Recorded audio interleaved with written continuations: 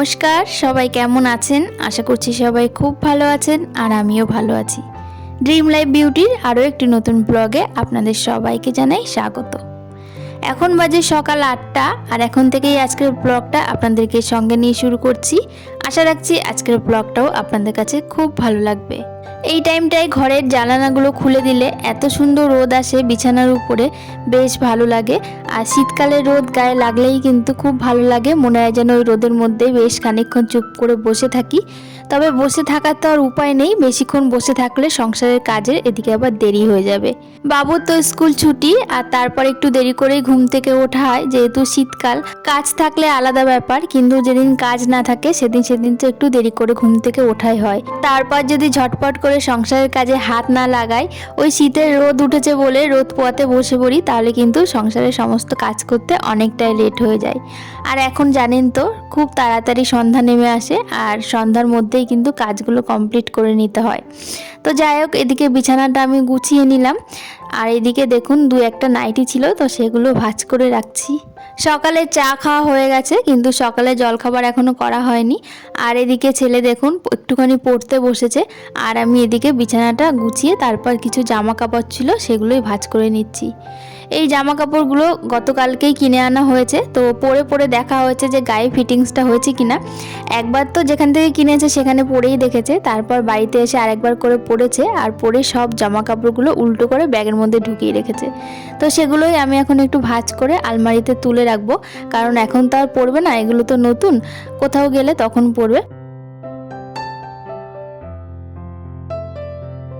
আজকে সকালে ভাবছি একবারে ভাতটাই বসিয়ে দেব, আজকে রুটি তরকারি করতে যাব না। সকালে আর দুপুরের ভাত একসঙ্গে বসিয়ে দিলে আমার একটু তাড়াতাড়ি রান্নাটা হবে। তো যাই হোক, এদিকে বিছানা তো আমার গোছানো হয়ে গেছে আর কয়েকটা জামা কাপড় ছিল সেগুলোও ভাঁজ করে রাখলাম। আর এবার বাসি ঘরটা ঝাড় দিয়ে নেব আর তারপরেই সকালে রান্না বান্নাটা শুরু করব। দেখবেন ঘর দৌড়টা একটু গুছিয়ে যদি রান্নাঘরে যাওয়া যায় তাহলে কিন্তু নিশ্চিন্তে রান্না বান্নাটা করা যায়। আর একবার যদি রান্নাঘরে ঢোকা যায় তাহলে কিন্তু সহজে আর রান্নাঘর থেকে বের হওয়া যায় না। আমার ক্ষেত্রে তো তাই, সকালে রান্না বান্না করে খাওয়া দাওয়া করে সেরে উঠতে উঠতে ওই 11টা বেজে যায়। আর তারপর আবার দুপুরে রান্না করতে হয়, আর রান্নার আগে তো শুধু রান্না নয়, তার সমস্ত সবজি মশলা সব কিছু কেটে কুটে বেটে নিতে হয়।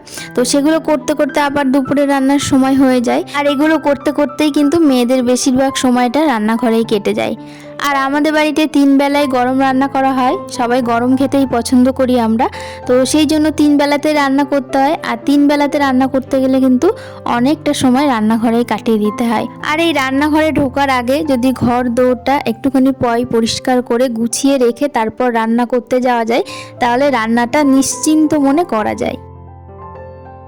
সকালবেলা ছোটদা গিয়েছিল একটুখানি মাঠে দৌড়াতে হয়তো, তো সেখান থেকে একবারে বাজার করে এনেছে। আর আজকে মাছ এনেছে ছোলা রিঠা, রিঠা মাছ, তো এটাকে বোধহয় ছোলা রিঠা বলা হয়। আর এই মাছটার মধ্যে যে কি পরিমাণে তেল কি বলবো। তো ভাজার সময় না আমি অল্প একটু তেল দিয়েছি, আর ভাজার পরে দেখবেন ঠিক কতটা তেল বের হয়। দেখেই বোঝা যাচ্ছে যে প্রচণ্ড তেল, একদম সেই খাসির মাংসের যে চর্বি হয় না, সেই চর্বির মতন সাদা সাদা তেল জমে রয়েছে। তো সেই জন্য একদম অল্প একটুখানি তেল দিয়ে মাছটা আমি ভেজে নিচ্ছি। আমাদের বাড়িতে জানেন তো সবাই ভীষণ মাছ ভক্ত, সবাই মাছ খেতে ভীষণ পছন্দ করে। আমার শ্বশুরমশাই ছিলেন, তিনিও ভীষণ মাছ ভক্ত ছিলেন। এক এক দিন বাজার করে 2-3 রকমেরও মাছ আনতো, আর সেই 2-3 রকমের মাছ এনে রান্না করা হতো। আর আমার শাশুড়ি মা রান্নার হাত ভীষণ ভালো, আমি যতটুকু রান্না শিখেছি ওনার কাছ থেকেই শিখেছি। আর এখন মোটামুটি প্রায় বেশ কিছু রান্না আমি ভালোই পারি, আর যেগুলো পারি না সেগুলো মার কাছ থেকে এখনও শুনিনি। আর যেগুলো পারি সেগুলো মায়ের কাছ থেকে এখনও পর্যন্ত শুনিনি, কি তরকারি দেয়া হবে মাছে, কি মশলা দেব বা কতটুকু দেব, এখনও পর্যন্ত কিন্তু ওনার কাছ থেকে শুনে শুনেই রান্না করি। তবে এখন যেহেতু অনেকগুলো বছর এই বাড়িতে কেটে গেল, নিজের মতো করেও রান্না কিছুটা করি, মায়ের কাছ থেকে তো শুনেই নিই আর তার সাথে সাথে নিজের মতো করেও একটু করি।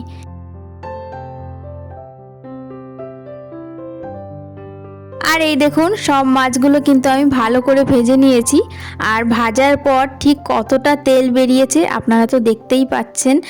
আমি কিন্তু প্রথমে অল্প একটু তেল দিয়েছিলাম আর তারপর মাছ ভাজতে ভাজতে ঠিক এতটা তেল বেরিয়েছে।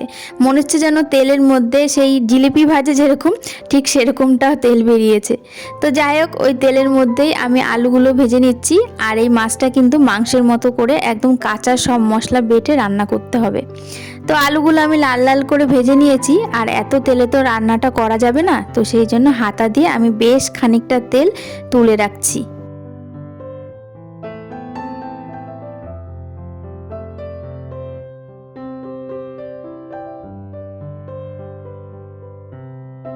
এই মাছ রান্নার সাথে সাথে আরেকটা পদও রান্না করেছি, সেটা হচ্ছে পালং শাক। আলু, বেগুন, শিম, মূলো তার সঙ্গে বড়ি দিয়ে একটু পালং শাক রান্না করেছি। আর এই শীতের পালং শাক খেতে না ভীষণ ভালো লাগে। তো যাই হোক, এদিকে পালং শাকটা রান্না আপনাদের সঙ্গে আর দেখালাম না, একেবারে মাছ রান্নাটাই আপনাদের সঙ্গে দেখাচ্ছি। তো এদিকে মশলাটা আমি ভালো করে কষিয়ে নিয়েছি। এর মধ্যে কাঁচা জিরে, ধনে, পেঁয়াজ কুচি, আদা রসুন বাটা, কাঁচা লঙ্কা, পাকা লঙ্কা বাটা আর এর সঙ্গে একটু শুকনো লঙ্কার গুঁড়োও দিয়েছি। দিয়ে ভালো করে মশলাটা কষিয়ে এই যে ঝোল দিয়ে দিয়েছি। আর ঝোলটা ফুটে গিয়েছে। আর এখন মাছটা দিয়ে দিচ্ছি। একদম মাংসের মতো করে রান্না করা হচ্ছে মাছটা। আর এই মাছগুলো না মাংসের মতো করেই রান্না করতে হয়। আর নামানোর আগে অবশ্যই বেটে গরম মশলা দিতে হবে, তাহলেই কিন্তু একটা সুন্দর গন্ধ বেরোবে আর একদম মাংসের মতনই লাগবে। আর এদিকে দেখুন, আমি শিলনোড়াতে গরম মশলা বেটে তরকারির মধ্যে দিয়ে দিলাম। আর একটুখানি ঝোল ফুটিয়ে তারপর নামিয়ে নেব। আমার ছেলে এই মাংসের মতো করে মাছ রান্না করলে ভীষণ ভালো খায়। যেহেতু মাংস ভীষণ পছন্দ করে, আর মাংসের মতো করে যে কোনো কিছু রান্না করে দিলে ও ভীষণ পছন্দ করে।